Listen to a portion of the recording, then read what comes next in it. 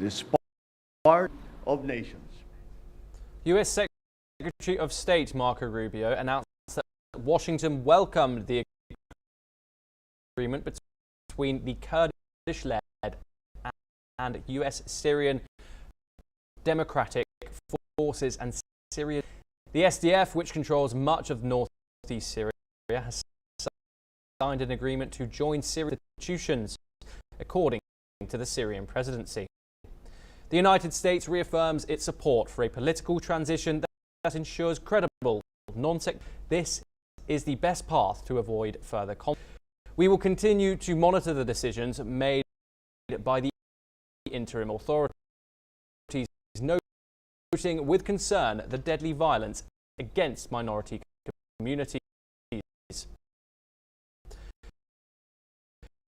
The agreement outlines the integration of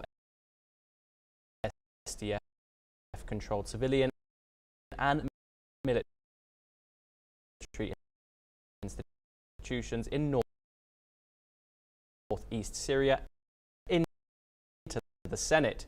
It also transfers control of border crossings, an airport, and oil and gas fields in the region to the Damascus administration.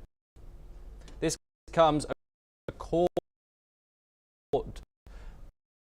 This accord comes at a critical time for Damascus. The government is grappling with the aftermath of mass killings of Alawite minority members in western Syria. Syrian President Ahmed al-Shara warned on Monday that this violence threatens his efforts to unite the country after 14 years of conflict.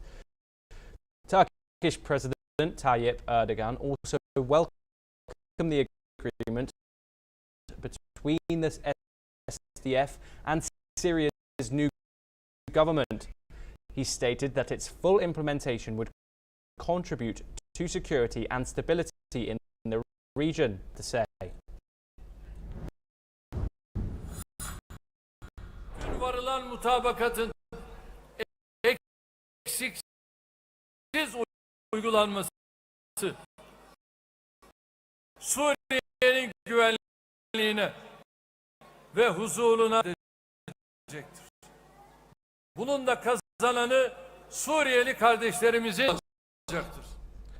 UN human rights expert William O'Neill urged the US and other countries to not send Haitians back to their violent-ridden homeland. With gangs taking control of much of Haiti and the police unable to contain them, O'Neill stated that would be unsafe. In 2024, gang-related violence resulted in over 5,600 deaths and numerous kidnappings. The US recently ended temporary protected status for 520,000 Haitians, set to expire on August the 3rd. O'Neill highlighted the dangerous conditions Haitians would face upon return, including widespread violence, shortage of placement, and called on their countries to rethink deportations under international law. That's what people face. And then the people who are, if they are sent back, if they support networks in the capital, how do they get back? Because you can't land. The FAA just now to the capital. So how are they going to get back? And then what do they face in the capital? Violence, shortages of everything, 1 million already displaced. So I have urged publicly the U.S. administration to reconsider the TPS decision. And I've also urged any country, not just the United States, the Bahamas, the Dominican Republic, Turks and Caicos, Turkey, actually. Anyone who's deporting Haitians now, please reconsider this. South Korean singer Wheesung, found dead in his apartment on Monday, with an autopsy scheduled to determine the cause. Confirmed found no signs of foul play, but noted the significant time lapse since his death. Known for hits like With Me and a popular cover of Craig David's Insomnia, Wheesung was set to perform in Daegu.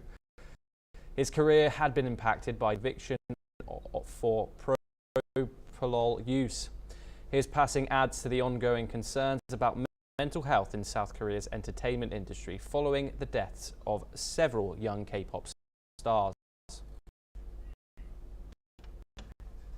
The United States National Aeronautics and Space Administration has dismissed its chief scientist and several other officials following a federal work from President Donald Trump.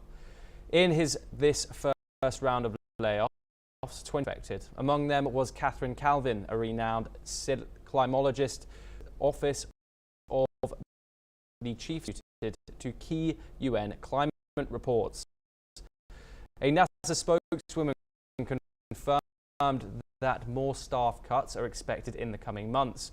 The layoffs also affected the Office of Technology Strategy, as well as the Diversity, Equity, Inclusion and Accessibility branch, Diversity, Equity and Inclusion. According to media reports, this move is part of a broader push by the Trump administration to reduce the federal involvement in climate research. Also ordered mass layoffs at the National Oceanic and Atmospheric, a key federal agency responding to trends. Despite a temporary reprieve for some, NASA is certain about their President called on military chiefs from across Europe to draft a plan to define credible security guarantees for Ukraine in the event of a presidency announced. His appeal came during a meeting in Paris, which gathered more than 30 allied states.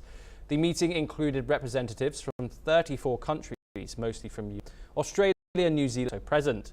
However, there was no representative from the United States, NATO's leading member. The action coincided of an American proposal for a month-long ceasefire and its agreement to enter immediate negotiations with Russia.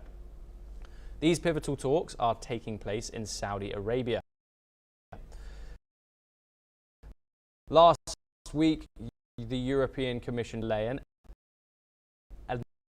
unveiled a plan to mobilize €1 billion for Europe's defence.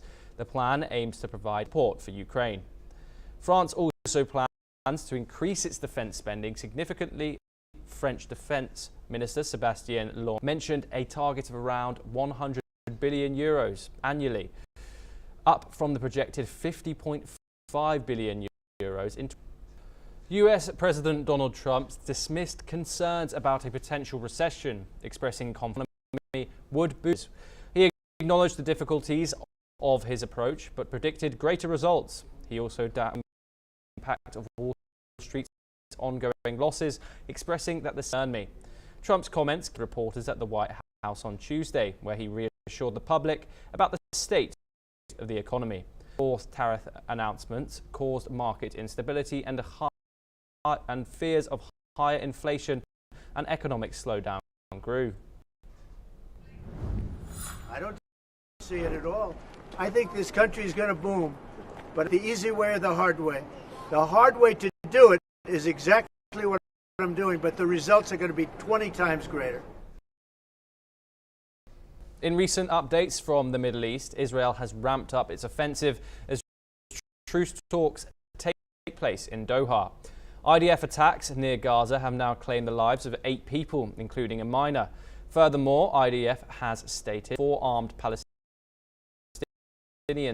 in Jenin refugee camp of West Bank. Meanwhile, a senior Hamas official, Abdul Rahman, said that a new round of Gaza ceasefire talks have begun in the Qatari. He said is approaching the negotiations positively and responsibly. Israel has also sent a team of negotiators for the talks aimed at extending the fragile ceasefire in Gaza. However, Israel has not yet commented on the discussions. The first 42-day phase of the truce deal expired in early March without an agreement on the next stages. These stages were meant to secure a lasting end to the war, which began after Hamas's October 2023 on Israel. And that is all we have time for. We will